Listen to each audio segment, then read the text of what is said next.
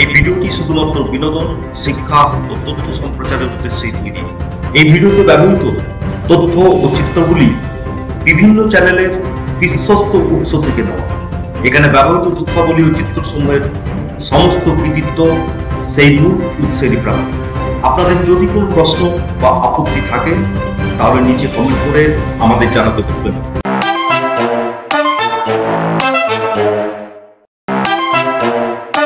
বাংলাদেশের সচিবালয়তে তুমুল বিক্ষোভ, শিক্ষা উপদেষ্টার পদত্যাগের দাবি চেয়ে তুমুল বিক্ষোভ, গাড়ি ভাঙচুর করা হয়।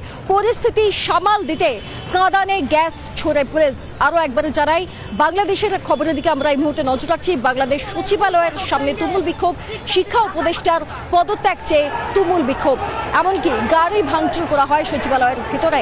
পরিস্থিতি সামাল দিতে কাঁদানে গ্যাস ছোড়ে পুলিশ। দেখুন সেই ছবিটা।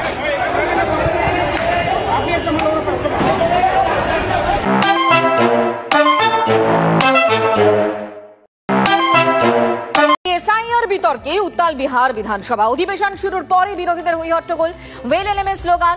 বিরোধী দলনেতা তেজস্বী যাদব এসআইআর নিয়ে বিশেষ বিতর্কের দাবি জানান। বিতর্ক কি নিয়ে, গন্ডগোল কি নিয়ে, জানবো। সায়ন্ত ভট্টাচার্য আমাদের সঙ্গে রয়েছেন, আমাদের প্রতিনিধি। সায়ন্ত, দেখো, মূলত বিতর্ক যেখানে যে মোটে হাতে মাত্র খুললে এক সপ্তাহ রয়েছে, তার মধ্যে এখনো বিহারে হদিশ নেই ৭৩ লক্ষ ভোটারের। অর্থাৎ এসআইআর এর বিষয়ে স্থগিতাদেশ না দিলেও সুপ্রিম কোর্ট নির্বাচন কমিশনকে যে বক্তব্য বা যে আবেদন করেছিল, নির্বাচন কমিশন সেটা মানছে না এবং নির্বাচন কমিশন কোথাও একটা তার পক্ষপাতিত্ব ভূমিকা পালন করছে, এটাই বলছে বিহারের বিরোধী দলগুলি। এই অবস্থায় দাঁড়িয়ে রীতিমতো রাজনৈতিক দলগুলি কিন্তু বিক্ষোভে ফেটে পড়েছে এবং তারা যেটা বলছে যে যেভাবে পরিস্থিতি আজকে দাঁড়িয়ে আছে তাতে কিন্তু বিধানসভা নির্বাচনের আগে পরিস্থিতি আরো খারাপ হবে।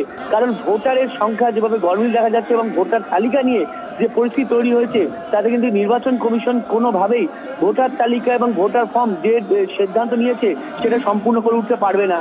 এবং বর্তমানে প্রায় ফর্ম জমা পড়েনি ২৯,৬২,০০০ ভোটারের।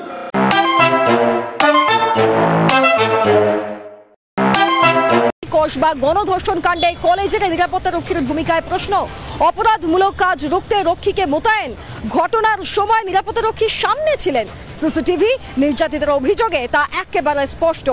আদালতে দাবি সরকারি আইনজীবীর, কসবা কাণ্ডে নিরাপত্তা রক্ষী পিনাকি জড়িত নয়, কোম্পানির নিয়ম মেনে ডিউটি করেন পিনাকি। আদালতে দাবি পিনাকি ব্যানার্জির আইনজীবী। পিনাকি ব্যানার্জির জামিনের আবেদন আইনজীবীর। এই মুহূর্তে বড় আপডেট আমরা আপনাদেরকে জানাচ্ছি। কসবায় গণধর্ষণ কাণ্ডে কলেজের নিরাপত্তা রক্ষীর ভূমিকা নিয়ে প্রশ্ন। অপরাধমূলক কাজ রুখতে রক্ষীকে মোতায়েন। ঘটনার সময় নিরাপত্তা রক্ষী সামনেই ছিলেন। সিসিটিভি ক্যামেরায় সেই ছবি স্পষ্ট, এমনকি নির্যাতিতার বয়ানেও সেই বক্তব্য উঠে এসেছে। আদালতে দাবি সরকারি আইনজীবীর, কসবা কাণ্ডে নিরাপত্তা রক্ষী পিনাকি জড়িত নয়, কোম্পানির নিয়ম মেনে ডিউটি করেন পিনাকি। আদালতে দাবি পিনাকি ব্যানার্জির আইনজীবীর। পিনাকি ব্যানার্জির জামিনের আবেদন আইনজীবীর।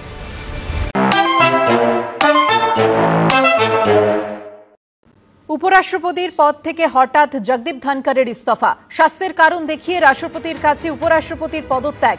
উপরাষ্ট্রপতি হওয়ার ৩ বছরের মধ্যেই আচমকা ধনকরের ইস্তফা। ২০২৭ পর্যন্ত উপরাষ্ট্রপতি পদে মেয়াদ ছিল জগদীপ ধনকরের। এখন থেকে ইস্তফা কার্যকর করা হোক, আবেদন ধনকরের।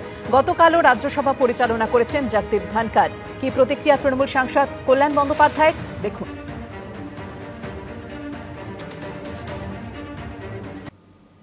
২১শে জুলাইয়ের সভামঞ্চে দেখা গেল কোচবিহারের উত্তম কুমার ব্রজবাসীকে, যাকে এনআরসি সংক্রান্ত নোটিশ পাঠিয়েছিল অসমের ফরেনার্স ট্রাইব্যুনাল। অসমকে সামলাতে পারছেন না, বাংলায় নাক গলাচ্ছেন। বিজেপি শাসিত অসমের মুখ্যমন্ত্রীকে কড়া ভাষায় আক্রমণ করলেন তৃণমূল নেত্রী। পাল্টা জবাব দিয়েছে বিজেপিও। নির্বাচন আসলে ও ভাই রাজবংশী, ও ভাই মতুয়া, ভোট দাও, আর নির্বাচন চলে গেলে তাদের অত্যাচার করো। গত জানুয়ারি মাসে কোচবিহারের দিনহাটার চৌধুরীহাটের বাসিন্দা উত্তম কুমার ব্রজবাসীকে এনআরসি সংক্রান্ত নোটিশ পাঠায় অসমের ফরেনার্স ট্রাইব্যুনাল। ২১শে জুলাই সভামঞ্চে একদিন দেখা গেল সেই উত্তম কুমার ব্রজবাসীকে। আর আসামের মুখ্যমন্ত্রী, আপনি আসামকে সামলাতে পারছেন না, আপনি বাংলায় নাক গলাচ্ছেন। নাক গলানো বন্ধ করুন, তা নাহলে সুস্মিতা দেবদের বলবো আন্দোলন গড়ে তুলুন। দিনহাটার বাসিন্দা উত্তম কুমারের দাবি, শুধু তার নয়, তার বাবার জন্ম কোচবিহারে। অথচ বিজেপি শাসিত অসম সরকারের পাঠানো নথিতে দাবি করা হয় উত্তম কুমার ব্রজবাসীর বিরুদ্ধে 1971 সালে 24শে মার্চের পর কোনো বৈধ নথি ছাড়াই অসম সীমান্ত দিয়ে এদেশে ঢুকে পড়ার অভিযোগ রয়েছে। এমনকি নির্দিষ্ট সময়ের মধ্যে তিনি তার নাগরিকত্ব প্রমাণে উপযুক্ত নথিও জমা দিতে পারেননি বলে দাবি করা হয়েছে নোটিশে।